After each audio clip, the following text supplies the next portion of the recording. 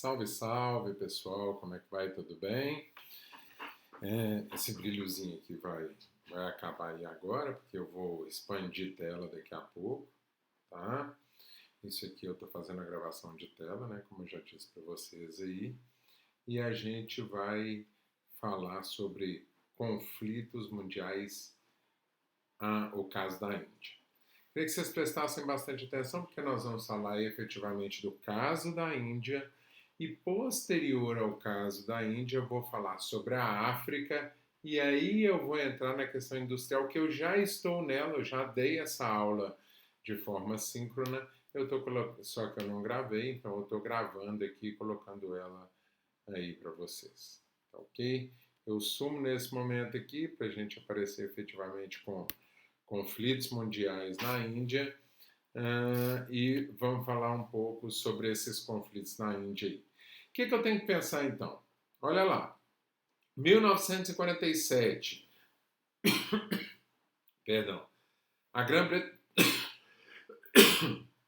Grã-Bretanha propôs um acordo de divisão da Índia e do Paquistão com predomínio muçulmano. O Paquistão era oriental, então, gente, ele ficou separado do Ocidente por mais de 1.700 quilômetros.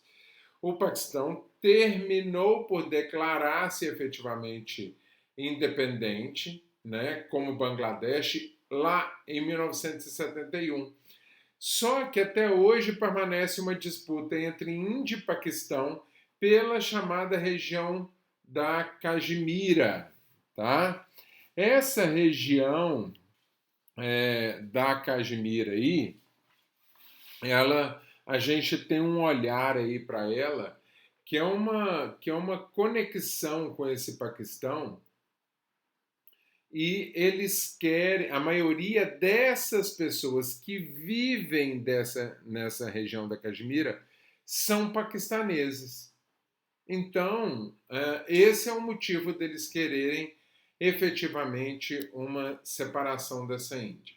Vamos falar primeiro sobre os conflitos internos. A Índia tem uma presença de uma tensão e uma violência entre as populações hindus e muçulmanas. Ou seja, eu tenho uma briga ali que ela é religiosa acontecendo. Então lembre-se, eu tenho três focos principais aí para pensar nas tensões. A primeira é religiosa, a segunda é étnica e a terceira político-econômica. Eu posso ter as três ao mesmo tempo, eu posso ter duas das três, ou posso ter apenas uma dessas três acontecendo.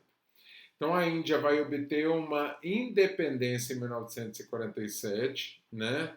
Foi um movimento nacional que foi liderado por Mohandas Gandhi, conhecido aí por nós como Mahatma Gandhi, tá? E pelo Nehru. Porém, o líder dos muçulmanos no país, ele temia que os seus correligionários se tornassem efetivamente uma minoria, perseguida numa terra que era dominada por hindus. Então ele acreditava que a Índia devia se transformar em duas nações. O país sofre uma divisão e aí ele é formado por um Estado islâmico do Paquistão, mas a repartição da Índia, ao invés de trazer pacificação, ela causou uma grande violência com mais de 500 mil de pessoas mortas, tá? E mais de 11 milhões de hindus e muçulmanos tornaram-se refugiados. Eu acho que é importante a gente dizer que a China e a Índia são as duas regiões mais povoadas do mundo, tá ok, gente? Então, eu tenho 11 milhões de hindus e muçulmanos que se tornaram refugiados. Então é muito comum eu assistir um filme estadunidense, por exemplo, onde eu veja os indianos lá comumente, tá? Então eles vão tentar emigrar de um país para o outro, apesar desse derramamento de sangue, esse sofrimento e a criação do Paquistão não resolver os conflitos religiosos no território indiano. Tá? Quase 50% dos muçulmanos que viviam na Índia permaneceram lá e não imigraram ao recém-estabelecido países islâmicos. Tá? Este grupo vai apresentar uma maior minoria religiosa na Índia, que vai constar aí como 12% da população desse país.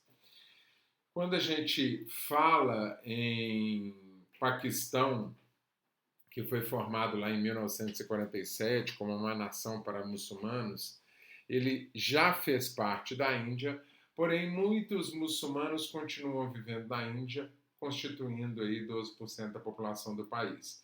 Os hindus, ainda que compartilhando uma religião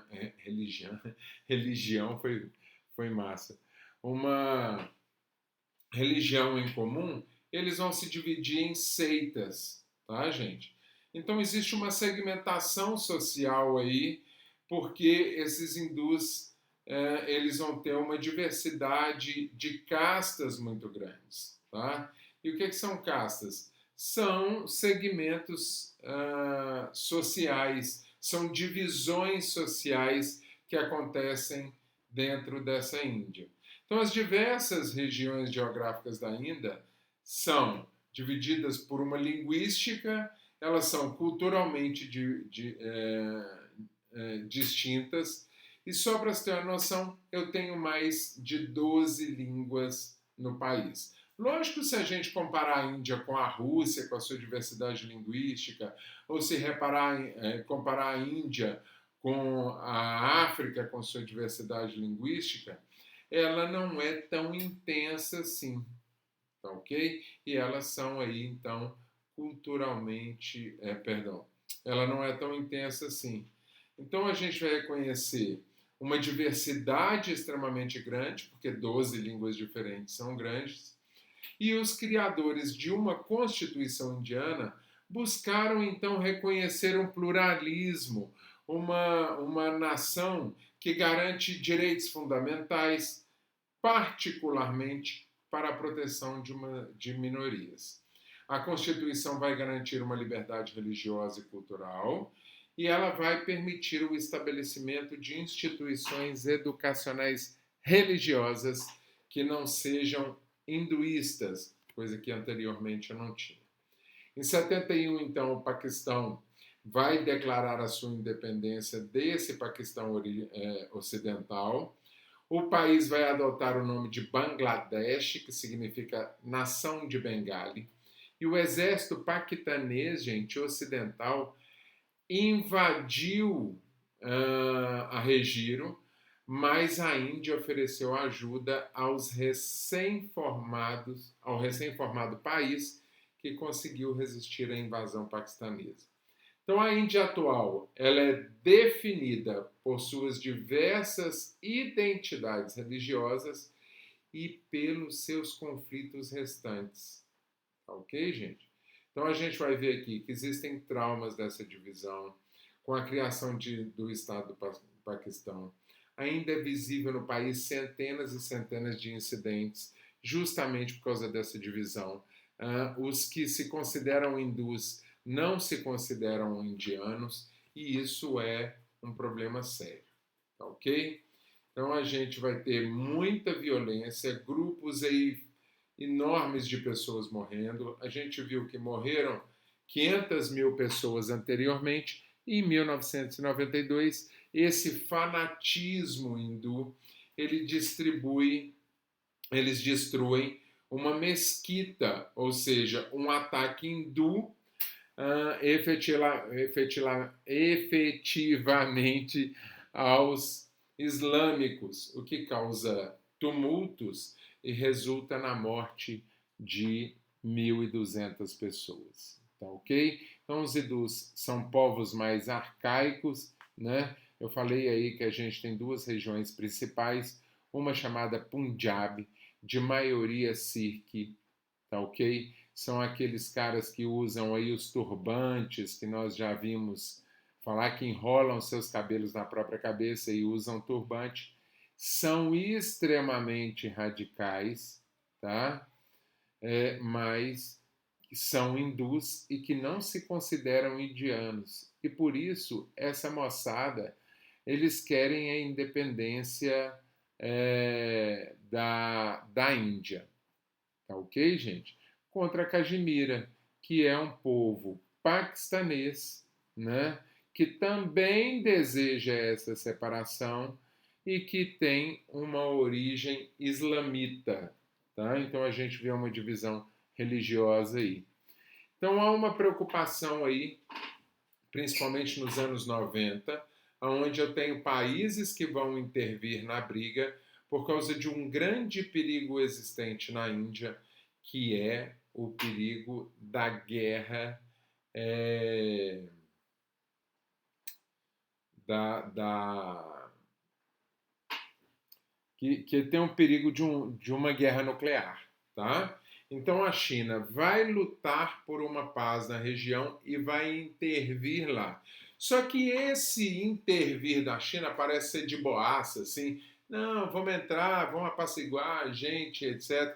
Mas a gente vê que, como a gente viu em outros lugares, como no Oriente Médio, como na própria Ásia, a gente vê que o que a China quer é parte desse território indiano e ela não reconhece diversas fronteiras existentes dessa Índia. Tá ok? Então, a Índia é oficialmente um estado laico, ou seja, um estado de múltiplas religiões, mas e essas pessoas diferentes com fortes crenças. Não, hoje está bravo, né, gente? Com fortes crenças religiosas, vão ser um desafio do governo, porque também vão gerar uma violência muito grande, e esses grupos religiosos mais radicais vão promover conflitos. Por um outro lado, a gente tem um governo que tenta fazer justiça, que tenta manter uma democracia, que tenta manter uma igualdade para uma sociedade mais igualitária, tá bom? Aqui a gente vê o conflito aí, ó, gente. Então, se a gente tiver um olhar aí, ó, nós vamos ver na parte centro-sul, centro-norte, nós vamos ver o controle paquistão sobre a Caxemira. Na parte sul, eu vou ver o controle a partir de 1947, né? Ou criado em 1948, mas falado para se dividir aí, que tem o controle dessa Índia, tá bom? Então, eu vejo um território ali, então, azulado, olha, era a fronteira disputada sob a administração chinesa, reivindicada pela Índia. E aí eu vejo já um conflito existente entre China e Índia por causa de um território.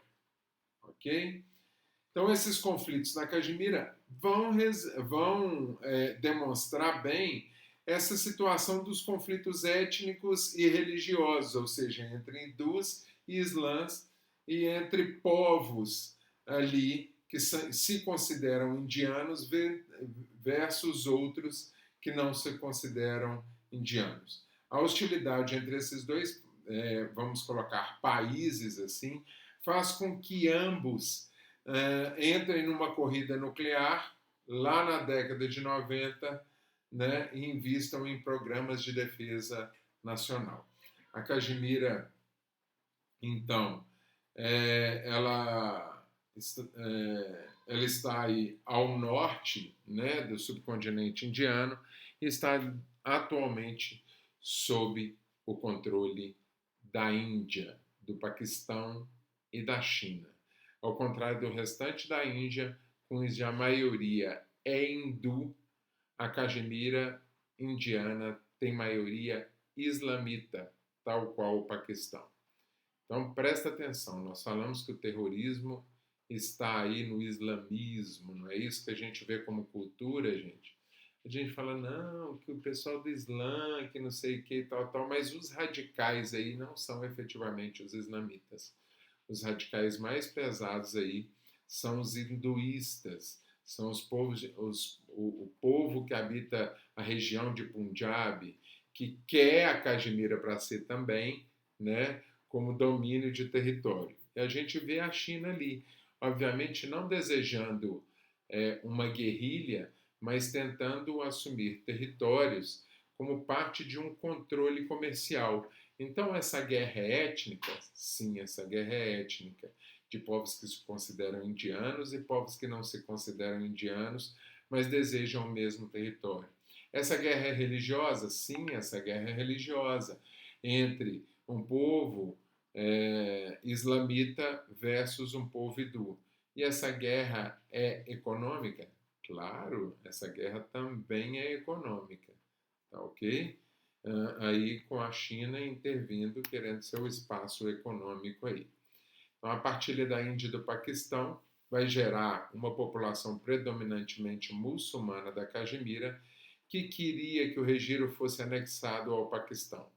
O Paquistão invadiu a Regiro e o Marajá, governante da Caxemira, pediu urgência e apoio de tropas indianas para se defender.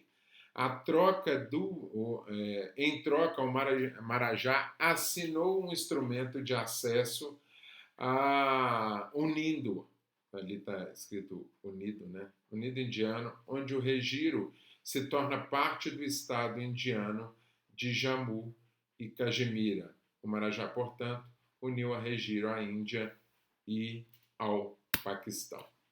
A Índia, então, vai enviar tropas para Caxemira, forçando os paquistaneses a retrocederem. As tropas indianas e paquistanesas vão batalhar pela Caxemira até as Nações Unidas organizar um amistício em 1949.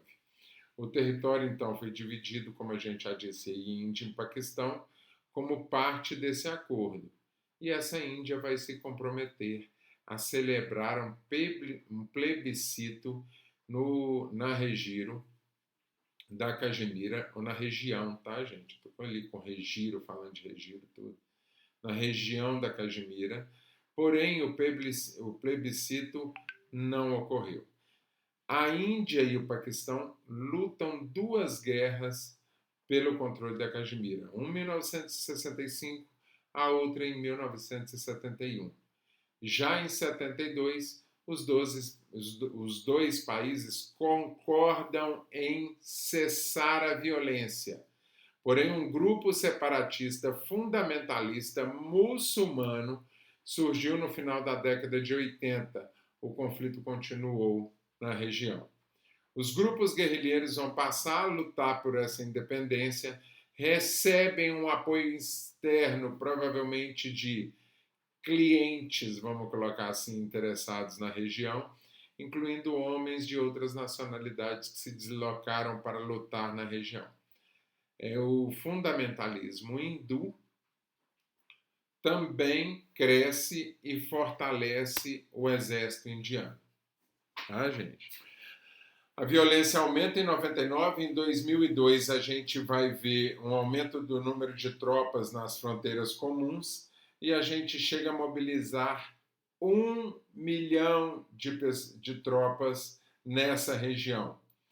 O ataque no 11 de setembro é um divisor de água para o mundo inteiro, né, gente? E os Estados Unidos fizeram com que o governo paquistanês buscasse se dissociar do fundamentalismo islâmico. Então, ambos os países estão se esforçando para melhorar uma situação diplomática entre eles. Em 2003, eles concordam em cessar fogo e a gente tem uma relação um pouco mais diplomática, porém esses grupos militantes continuam a lutar entre si. E muitas vezes vão utilizar métodos terroristas, tá, gente? A Índia controla hoje 2/3 da região acusada, a região, e acusa o Paquistão de treinar e armar os separatistas. Em 2010, a Índia e o Paquistão realizaram algumas tentativas de conversação de paz. O conflito na Caxemira, gente, é um dos grandes focos geopolíticos atuais, pois envolve países detentos de explosivos nucleares, como já foi dito aí. Tá? Então, a Caxemira foi potencialmente responsável por essa corrida armamentista nuclear aí entre Índia e entre o Paquistão. Ok? Então, parte desse território, gente, vai se tornar o Paquistão e logo em seguida começa a luta por essa região da Caxemira. Vou voltar lá para vocês verem. Aí, ó. Paquistão nessa parte de baixo toda, a Caxemira na parte de cima, Punjab na parte de baixo e a outra área tomada ali pela China, o Afeganistão próximo dessa história aí, ok? Tranquilo, pessoal? Deixa eu ver se era aqui que eu estava. Vamos lá. O Paquistão ficou bastante alarmado ao descobrir que em 1974 a Índia, isso há 47 anos atrás, né? Havia testado bombas atômicas, tá? E aí ele se sente provocado. Essa tecnologia nuclear, houve testes aí em 1988. Em 98, o governo indiano promete transformar a Índia numa potência militar. Tá? A confirmação da Índia como potência nuclear veio no mesmo ano, alguns meses depois, a partir de testes que realizou em maio de 1998. Esses primeiros testes, iniciados lá em 74, vão dar uma força nuclear e o país possui hoje mais de 1,3 bilhão de habitantes e um exército com mais de 1,4 milhões de pessoas. Tá? O Paquistão também já havia promovido testes nucleares e vai causar um medo de uma possível guerra nuclear, né, gente? O que traz um medo para o mundo inteiro, né? E tem um intuito de pressionar a Índia e o Paquistão para abandonar os seus programas nucleares e impuseram sanções econômicas no país. Houve um relaxamento aí com essa tensão. Os dois países, durante meses, fizeram testes nucleares e o Paquistão declarou uma pausa nesses testes para entrar numa negociação patrocinada pelos Estados Unidos. Os Estados Unidos, obviamente, não queria conflito nessa área por causa dos seus interesses econômicos ali naquela região e também por domínio territorial, por proximidade de outras regiões do Oriente Médio. Tá ok, gente? Então, algumas sessões foram levantadas aí, houve uma conexão acontecendo em 1999. Após meses de conversação, a Índia e o Paquistão declararam o chamado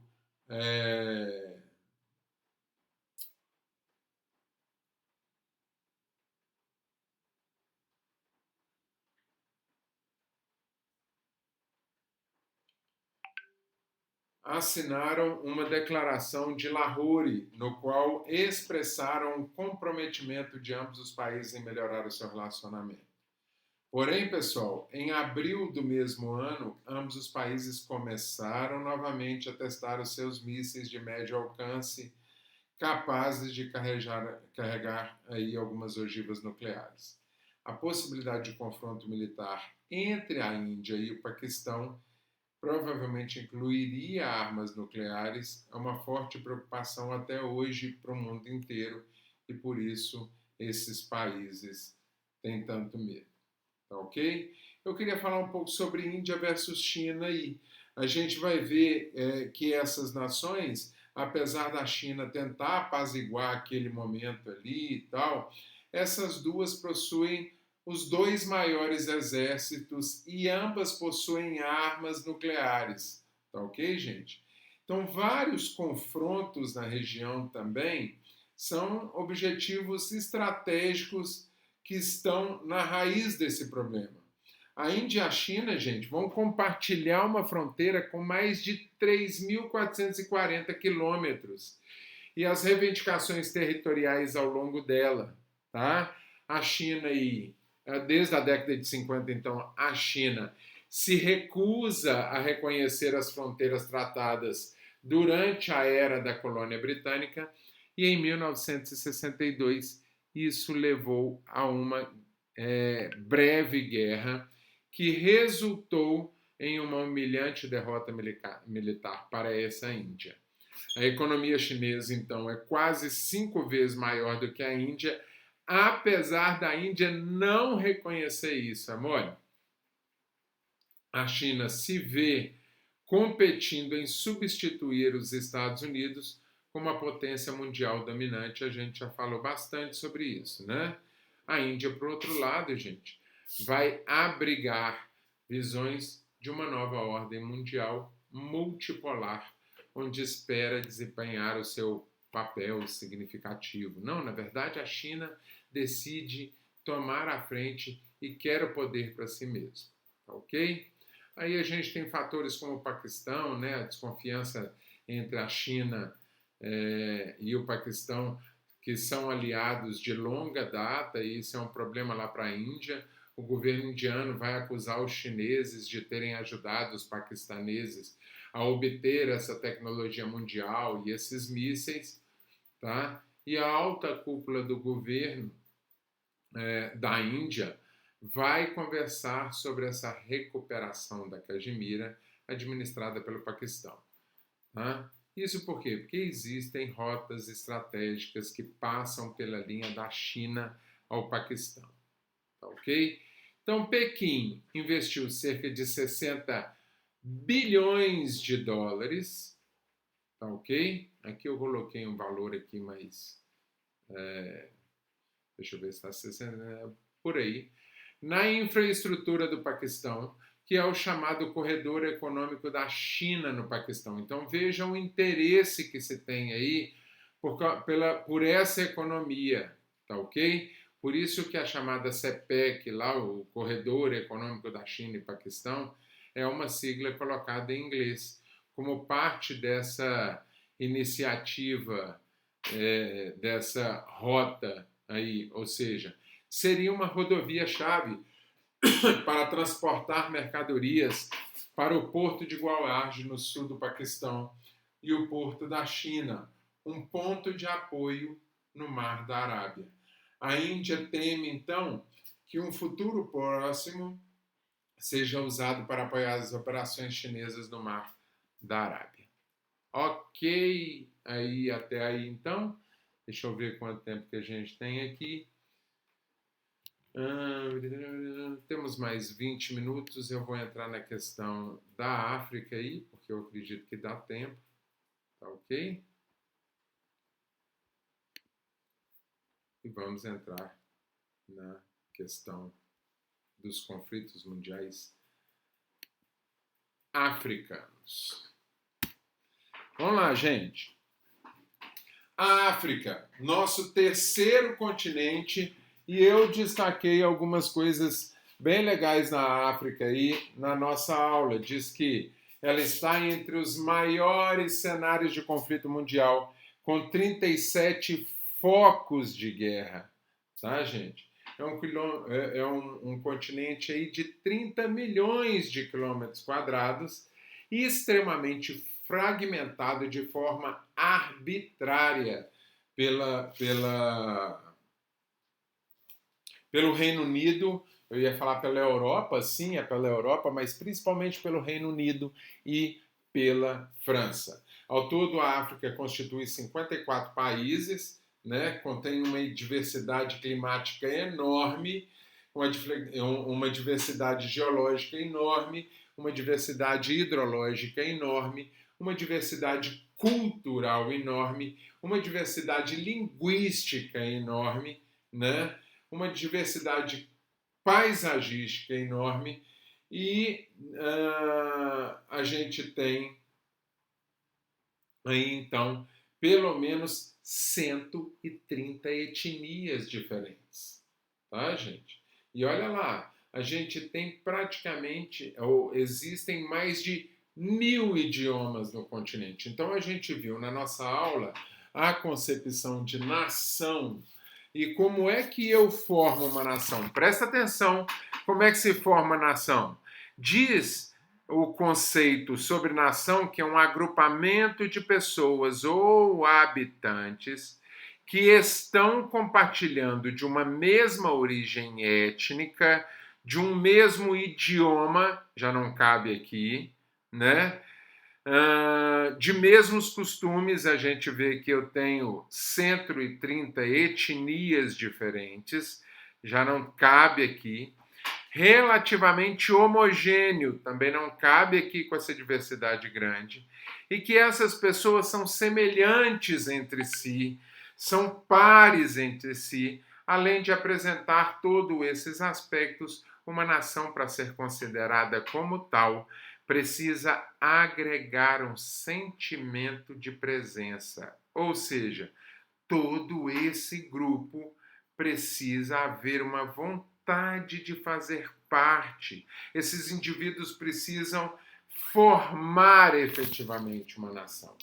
Como é que eu formo uma nação africana se essa nação não conversa entre si, não tem culturas similares, que eu tenho etnias extremamente diferentes, que eu tenho mais de 1.000 idiomas dentro dessas etnias? Então nós vamos estudar como é que esse continente pode ter sido o berço dessa humanidade, mas enfrenta consequências e perspectivas desse processo histórico passado, principalmente pela fragmentação europeia. Então, nós não podemos ignorar o fato de que existiu uma série de estigmas negativos atribuídos ao continente africano. Também não é incomum que pessoas achem que a África é um país, tá? E que não conheçam nada além da história de fome da África e da pobreza da África.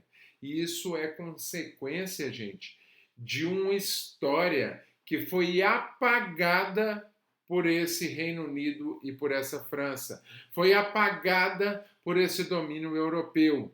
Então, a partir dessa invenção colonial da África, esse processo imperialista desses europeus sobre esse continente trouxeram um apagamento da história africana. Então, esses estigmas construídos, eles podem efetivamente atrapalhar os processos de aprendizagem e limitar a nossa visão de mundo. Por isso, antes da gente começar, nós vamos assistir a um vídeo da escritora aí, gente. Eu peço que vocês, eu coloquei o link para vocês, eu vou pedir para vocês assistirem o link da Chimamanda Adichie. Ele chama O Perigo de uma História Única. O link tá para vocês aí. Assistam nesse momento. Vou dar uma pausinha aqui para você dar um clique aí na sua pausa do vídeo, parar minha aula para assistir o vídeo da Adichie, tá? E aí ele tem 18 minutos. Você assiste esse vídeo de 18 minutos e a gente volta novamente dar continuidade da aula. Vou dar uma pausinha para você dar o pause. Vamos lá. Pegou o mouse ou pegou o dedinho no celular. 1, 2, 3, pausa.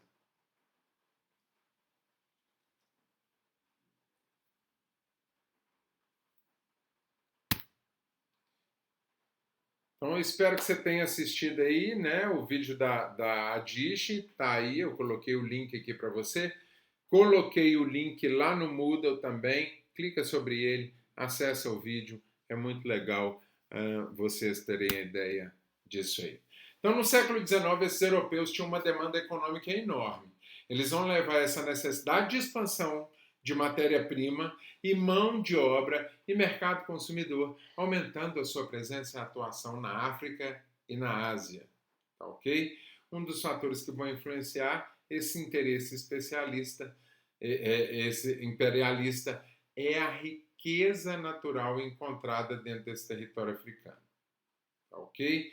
Principalmente para pedras preciosas, para petróleo, para minério, e aí a gente tem aí dentro dessa República Democrática do Congo, que de democrática lá não tem muita coisa, e a África do Sul.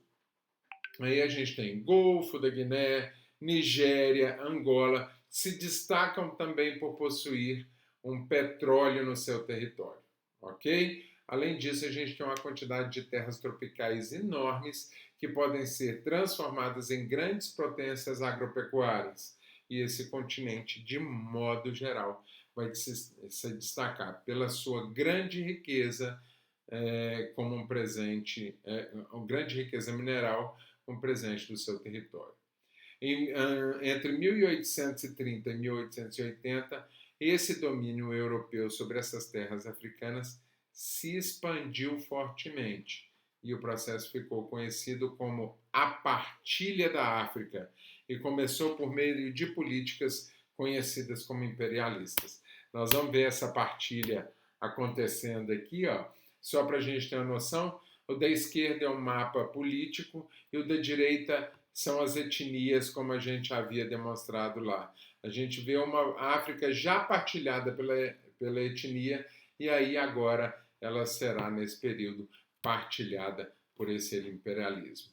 E, Alexandre, o que é o imperialismo, Alexandre? Então, eu trouxe aí para você o que a gente considera o imperialismo, né? Que ele é dado por uma política deliberada dos Estados europeus de anexação dos povos e territórios, visando uma expansão de mercado capitalista. Então você está me dizendo, Alexandre, que o que aconteceu na África é culpa do capitalismo? É culpa do capitalismo ou culpa daqueles que fomentam o capitalismo? Né? Porque a origem do capitalismo é lindíssima e ela se perde com a ganância humana. Tá? Mas sim, ela é culpa de um mercado capitalista que é explorador. Essa política ela vai se consolidar, gente, por meio de domínio militar e estratégias de convencimento. Tá? Os europeus efetivamente se consideravam um povo superior. Alexandre, eu não acredito nisso. É fácil de você entender isso. Quando você tem. Nós fomos dominados na América Latina por dois países principalmente, Portugal e Espanha. Os espanhóis, por exemplo, dentro da América Latina, muitos deles vieram para cá e quando as suas esposas engravidavam, não mandavam seu filho para a Espanha de volta. Tinham os seus filhos aqui mesmo. Esses eram chamados criolhos, tá? Criolhos, não crioulos, criolhos. E esses criolhos são filhos de espanhóis nascidos na América Latina, contudo, eles recebem eles são considerados espanhóis, eles recebem certidão de nascimento espanhola, porque eles não podem ser considerados como nascidos, ou eles não podem ser considerados latino-americanos, porque isso rebaixaria eles enquanto pessoas. Então eles acreditavam que o seu dever era expandir e levar a civilização a outras nações, entre aspas, né, acreditavam, né? Para consolidar essa política era necessário criar uma sanção de extensão do seu império, estendendo as suas leis e instituições para essas colônias africanas e também as colônias asiáticas. Então, para evitar os conflitos internos, fortalecer esse continente europeu como uma totalidade, houve uma conferência em Berlim que visava estabelecer um acordo pacífico para a disputa desses territórios africanos, gente. Essa conferência ela vai oficializar a chamada Partilha da África e vai criar uma divisão territorial com base nas zonas de exploração de onde esses europeus vão extrair recursos para suas indústrias. Ok? Então, o grande poder bélico desses europeus, a força e o medo dos africanos da morte, da tortura e etc. Eu estava assistindo um documentário, eu recomendo que vocês assistam, é um documentário de 1 hora só, sobre a Fazenda Santa Rita, tá? Você coloca lá, documentário Fazenda Santa Rita, e vai demonstrar uma das maiores fazendas do Brasil de café, tá? Tá no Rio de Janeiro. Então a gente fala de café, o início do processo do café no Rio de Janeiro. E é uma fazenda que tinha mais de 3.000 escravos. Aí você fala comigo assim, como é que você tem uma fazenda com mais de 3.000 escravos? Esses escravos não se rebelavam. Não se rebelavam por medo. Tá? Então, um grande poder bélico dos europeus, ele foi parte de estratégia dessa dominação. Tá ok, gente? Então, nós vamos ver que essas divisões territoriais, elas vão desarticular esses povos e vão colocá-los no mesmo território, etnias diferentes, com línguas diferentes, com culturas diferentes. E isso, obviamente, dificultava a articulação. Lembrando que esses povos já tinham conflitos anteriores e agora eles são forçosamente colocados no mesmo local e eles continuam, de certa forma, ter sim os seus conflitos e são incentivados para que esse conflito continue, para que haja um domínio eurocêntrico sobre eles. Tá ok? Então, a resistência cultural nesse período, ela foi extremamente importante para os africanos, sobretudo a partir dos esforços dos colonizadores de impedir as práticas culturais e o exercício da identidade daqueles povos que ali estavam. Então a gente vê que os africanos até tentaram fazer com que a cultura fosse forte, mas esses escravos muitas vezes eram proibidos de exercer essa cultura. Então a gente vê que esse processo de divisão territorial, ele vai estabelecer efetivamente uma reconhecida geração de fragilidade. E, obviamente, ele também vai gerar conflitos. Essas etnias e culturas diferentes, gente, dentro de um mesmo território nacional. Tá? Então, ela vai se tratar de populações com diferentes religiões, com valores diferentes, com línguas diferentes, etnias, culturas, hábitos, pertencendo à mesma unidade nacional, mas essa unidade era lá apenas geográfica. Ela não formava efetivamente uma nação, um grupo de pessoas com o mesmo interesse, um grupo de pessoas com a mesma língua, um grupo de pessoas interessadas em se homogeneizar. Essa distância ela vai aplicar uma grande diversidade sociocultural e nós vamos ter dentro desse próprio território uma demanda de novas divisões territoriais. Então eu queria que você não se esquecesse que essa divisão ela foi realizada de forma estratégica pelos europeus para desarticular esses povos que estavam ali, para desarticular essas pessoas, para fazer com que a distância, fazer com que esses valores, essas línguas, essas etnias, essas culturas separassem essas pessoas. Elas colocavam povos diferentes que muitas vezes não falavam essa mesma língua, que não tinham essa mesma cultura, dentro de porões de navios e também mandavam isso para outros países, o que faziam com que essa população, não só por medo, mas por não conseguirem se comunicar uns com os outros, também não conseguissem se unir, não conseguissem se rebelar contra esses europeus. Tá ok? E, de certa forma, também geravam um conflito. Tá ok, gente? E aí a gente começa a ter regimes efetivamente ditatoriais acontecendo. Tá ok? Então, é uma relação extremamente frágil com uma organização política que vai facilitar a atuação estrangeira sobre esses territórios. Então a gente vê aí, olha gente, atualmente na foto da direita mostra um pouco mais de perto, mas a gente vê que hoje isso, o que aparece para a gente são praticamente cidades completas, tá? Eles vão ter recurso de soberania que geram casos extremos de guerras e conflitos internacionais e essas guerras vão formar campos de refugiados que muitas das vezes parecem cidades. Olha aí, gente.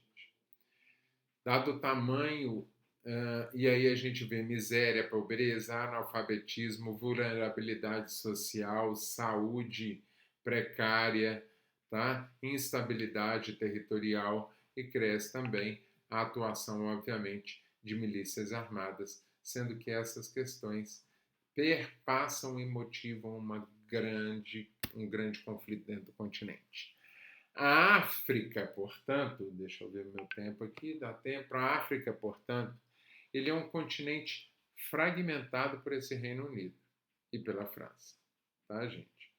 Diante do seu empobrecimento na Segunda Guerra Mundial. Então, o que ocorreu lá, Alexandre, que provocou esse empobrecimento? A Segunda Guerra Mundial, ela veio sobre os países. Lembre-se, raciocina aí comigo e volta na disciplina, né? Volta na matéria lá. Quando a gente viu que os Estados Unidos ganha a Segunda Guerra Mundial junto com a Rússia, e aí ele começa a patrocinar outros países por interesse de gestão de poder, dizendo, vou te emprestar uma grana, mas você só faz conchavo comigo e com aqueles que estão comigo, não misture muitas coisas e etc. Quando ele faz isso, né, quando esse Estados Unidos faz isso, o que ele está promovendo? Está promovendo pessoas ligadas a ele que estão empobrecidas pela Segunda Guerra Mundial. E aí o que acontece? Esse Reino Unido e essa França, que estavam ali empobrecidas e que não conseguiam tomar conta de si mesmo, agora dizem que estão humanitários, dizem que entenderam através da segunda, não da primeira, da segunda guerra, que coitado daquele povo que a gente fez tão errado com eles. Vamos fazer o seguinte, vamos embora, deixa que esses africanos se autodeterminem, essa foi a expressão, ou seja, deixa que essa galera se vira para lá, e deram uma de que estavam arrependidos e eles efetivamente abandonam a desgraça que eles fizeram a esses povos. Tá, ok? Então, esse continente fragmentado, que deveria se autodeterminar, ele não possuía união, não possuía pessoas que se sentiam pertencentes àquele local, né? Ele não possuía um povo e ele não possuía uma nação. Em seus conflitos, então, eles vão gerar fome, miséria, desnutrição, vão gerar impossibilidade de desenvolvimento. Por quê? Porque quando uma empresa se estabelece num lugar, tudo que ela quer, não quer uma zona de guerra, porque ela precisa de passar com mercadoria e pessoas, ela precisa de gente alfabetizada, ela precisa de um comércio estável, ela precisa de transporte, ela precisa de um povo bem nutrido, ela precisa de saúde para esse povo. Agora, esse conflito existente ali, ele vai gerar uma miséria mercadológica. Isso é bom ou ruim? Nessa região, que não é uma região de transição, ou seja, eu não transito mercadoria de um país para outro, como é o caso lá, por exemplo, da Armênia, onde eu tenho que tirar mercadoria para passar da Rússia para a Europa. Como eu não tenho isso acontecendo aqui, né? O que acontece? Eu tenho o empobrecimento dessa população, gera mercadorias baratas. Então, o que acontece nessas regiões aí? A gente vai ver que os maiores conflitos gerados nessa região são conflitos de petróleo em regiões com rica quantidade de petróleo e de minério. São áreas de grande conflito, como o Congo, por exemplo, onde há uma região de diamantes muito forte e gera um mercado barato, tá? Então, alguns conflitos importantes que a gente vai trazer aí. O caso da Angola, da influência externa, e as influências externas, o caso de Darfur, né, do Sudão, o conflito de Ruanda, o conflito em Mali, o o conflito de Sudão do Sul, de Serra Leoa, de África do Sul, com o seu apartheid. Então é algo legal para eu te lembrar aí, é o seguinte, quando eu falo sobre pobreza, favorecer o mercado para aqueles que têm dinheiro, é mais ou menos assim. Maria quer vender o seu celular porque ela quer trocar por outro celular. E o celular dela vale 1.000 pila. Deixa eu tirar essas imagens daqui de baixo, vocês vão ficar olhando a minha foto ali embaixo. E ela quer vender o seu celular por R$ 1.000. Beleza até aí? O que acontece nessa história então? Chega o João para Maria e fala com Maria assim: eu compro seu celular, mas eu tô achando grande. Eu te pago R$ 950 nela. E ela diz: João, eu não sei se você entendeu, cara. Eu quero R$ 1.000. Eu não quero 999,99. Eu quero R$ 1.000. Eu não baixo um centavo. Meu celular vale R$ 1.000 e o que eu quero é vender ele por R$ 1.000. Ponto final. Acabou a conversa. Beleza? Isso quer dizer que Maria tem condição de suporte. Ela tem condição de esperar. Ela não tem desespero para vender aquilo. Tá? Agora, sai o José. José sai de casa, ele tem um celular de R$ 1.000. O filho dele está passando fome, ele está com a conta de energia atrasada, ele está faltando pão na sua casa. E José tem um celular de R$ 1.000. E ele esbarra com o João no meio da rua. O João que queria comprar o celular da Maria por R$ 950. E o José fala com ele: João, e aí, cara, tô vendendo meu celular que eu tô precisando pra caramba. Será que você pode me ajudar? E aí o João fala assim: cara, eu compro. Mas não tô com precisança dele, não.